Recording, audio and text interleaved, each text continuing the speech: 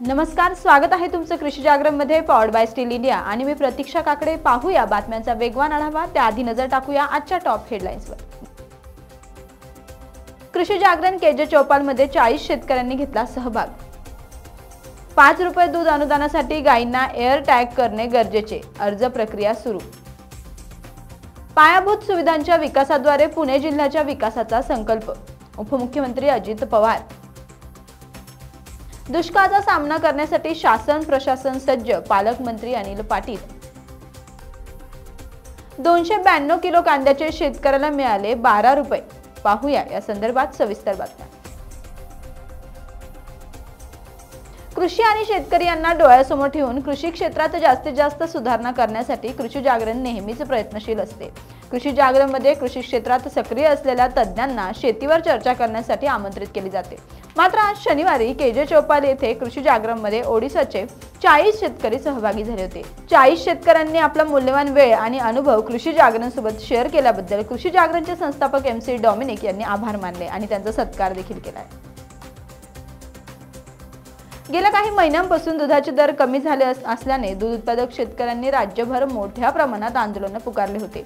यावर तोडगा काढत शासनाने दुधाला 5 रुपये अनुदान देण्याचे जाहीर केले। महाराष्ट्र शासनाने 5 जानेवारी 2024 रोजी राज्याच्या शासनाच्या निर्णयानुसार राज्यातील सहकारी संघ व खासगी दूध प्रकल्पांना दूध पुरवठा करणाऱ्या दूध उत्पादक शेतकऱ्यांना दुधासाठी प्रति लिटर 5 रुपये अनुदान जाहीर केले।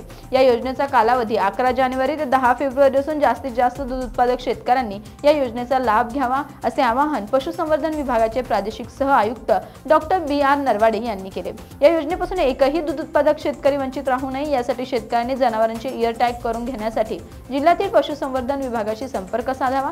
तसेच दूध पुरवठा करत असणाऱ्या प्राथमिक सहकारी दूध संस्था, दूध संकलन केंद्र, शीतकरण केंद्र यांच्याकडे आपला दैनंदिन तसेच 10 दिवसांचा तपशील देऊन योजनेचा लाभ घ्यावा असे प्रादेशिक दुग्ध व्यवसाय विकास अधिकारी नाशिक विभाग श्री र शिरपूरकर यांनी कळवले।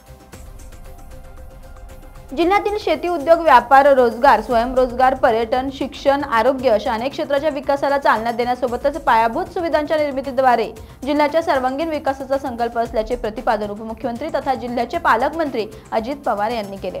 भारतीय प्रजासत्ताक दिनाच्या 74व्या वर्धापन दिनानिमित्त पोलीस कवायत मैदान येथे आयोजित समारंभात ते बोलत होते। उपमुख्यमंत्री श्री पवार म्हणाले, पुणे जिल्हा हा वेगाने नागरीकरण होत असलेला जिल्हा आहे।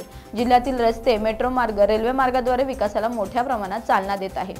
खोपोली ते खंडाळा मिसिंग लिंकचे काम अंतिम टप्प्यात आहे। शहरातील वाहतुकीचे योग्य नियोजन करण्यासाठी विविध विकास कामे सुरू करण्यात आली आहेत।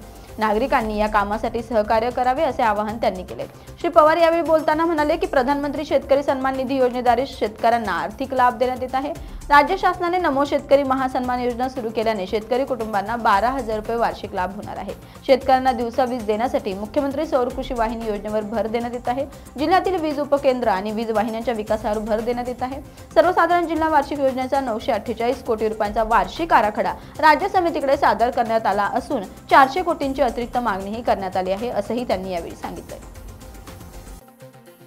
75व्या भारतीय प्रजासत्ताक दिनाच्या मुख्य ध्वजारोहण समारंभात जिल्हावासियांना संबोधित करताना पालकमंत्री अनिल पाटील काही मुद्द्यांवर बोलले। ते म्हणाले, राज्यात व जिल्ह्यात दुष्काळाची परिस्थिती असल्याने दुष्काळाचा सामना करण्यासाठी शासन प्रशासन सज्ज असून कोणत्याही आपत्तीत शासन जनतेप्रती वचनबद्ध असल्याचे प्रतिपादन राज्याचे मदत, पुनर्वसन व आपत्ती व्यवस्थापन मंत्री तथा जिल्ह्याचे पालकमंत्री अनिल पाटील यांनी यावेळी केले। यावेळी बोलताना पालकमंत्री श्री अनिल पाटील म्हणाले, राज्यात भीषण टंचाई आणि दुष्काळाचे सावट आहे। या परिस्थितीचा सामना करण्यासाठी शासन प्रशासन जनतेच्या पाठीशी उभे आहे। जिल्ह्यातील 36 महसूल मंडळापैकी नंदुरबार, शहादा, तळोदा या 3 तालुक्यातील 21 महसूल मंडळामध्ये दुष्काळ घोषित करून जमीन महसुलात सूट, पीक कर्जाचे पुनर्गठन, शेती कर्जाच्या वसुलीत स्थगिती, कृषी पंपांच्या चालू वीज बिलात 33.5% सूट आणि शालेय महाविद्यालयीन विद्यार्थ्यांचे परीक्षा शुल्क माफ, रोजगार हमी योजनेच्या निकषात काही प्रमाणात शिथिलता, आवश्यक तेथे पिण्याचे पाणी पुरवण्यासाठी टँकरचा वापर, टंचाई जाहीर केलेल्या गावात शेतकऱ्यांच्या शेतीसाठी पंपाची वीज जोडणी खंडित न करणे यासारखे दिलासादायक निर्णय देखील घेण्यात आले आहे असंही ते यावेळी म्हणाले। केंद्र सरकार कांदा निर्यात बंदीमुळे शेतकरी त्रस्त झालाय। सध्या बाजारात गेल्या अनेक महिन्यापासून कांद्याचे दर घसरत असल्याचं पाहायला मिळत आहे आणि त्यामुळे कांदा उत्पादक शेतकरी अडचणीत असल्याचं पाहायला मिळते। कांद्याच्या दरात मोठी घसरण होत असल्यामुळे शेतकरी संतप्त झालेत। शेतकऱ्यांनी आंदोलन सुरू केले। निर्यात बंदीच्या निर्णयापूर्वी 4,000 वर असणारे कांद्याचे दर आता 1,000च्या खाली आले।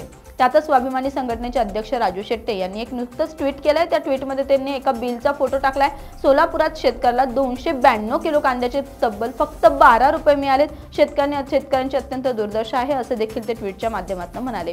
शेतकऱ्यांनी करायचं काय असा देखील प्रश्न त्यांनी यावेळेला उपस्थित केलाय। तर बुलेटिनमध्ये वेळ झाली इथेच थांबण्याची। तसंच कृषीच्या वेगवान बातम्या पाहण्यासाठी आणि नवनवीन व्हिडिओ पाहण्यासाठी कृषी जागरण मराठी चॅनलला सबस्क्राइब करायला मात्र विसरू नका। नमस्कार।